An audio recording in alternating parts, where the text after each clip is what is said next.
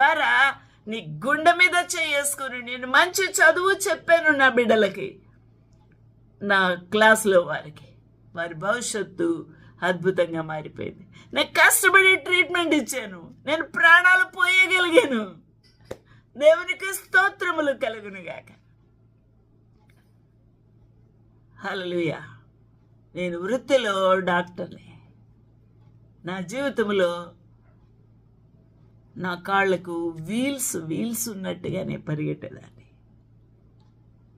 ప్రాణాపాయ స్థితుల్లో నేను అడుగులు మామూలుగా వేయలేనండి. పరుగులే నా జీవితంలో. ఆ దినాల్లో క్యాజువాలిటీ ఒక కార్నర్కు ఉంటే ఐసీయూ ఎక్కడో ఉండేది. నా ప్రియమైన వాళ్ళారా, రాజమండ్రిలో డిస్ట్రిక్ట్ హాస్పిటల్లో ఒక ఎల్విఎఫ్ కేసు సివియర్ డిస్నియాతోనే వస్తే, గ్యాస్పింగ్ కండిషన్తో స్ట్రెచ్చర్లో తీసుకుని వస్తే, ఒక్క అటెండర్ కూడా చాలా ఓపిక లేని మనిషి కంపెనీ అయితే, నేను ఎంఎన్ఓని పిలుచుకోవడానికి, స్టాఫ్ నర్స్ని పిలుచుకోవడానికి, ఇంకొక అసిస్టెంట్ని పిలుచుకోవడానికి నాకు టైం లేదు. ఆ స్ట్రెచ్చర్ని తోసుకుంటూ వెళ్ళిపోయేదాన్ని ఐసీకి.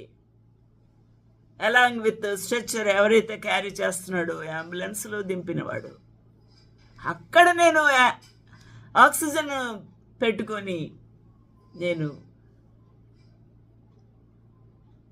Neck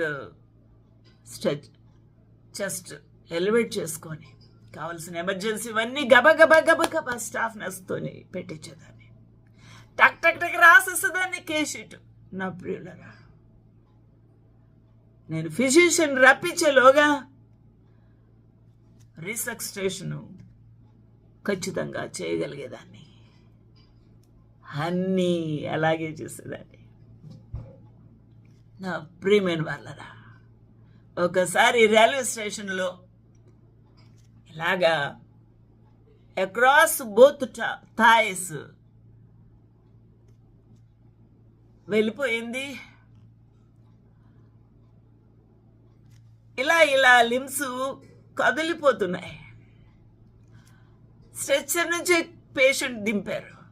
jets of bleeding.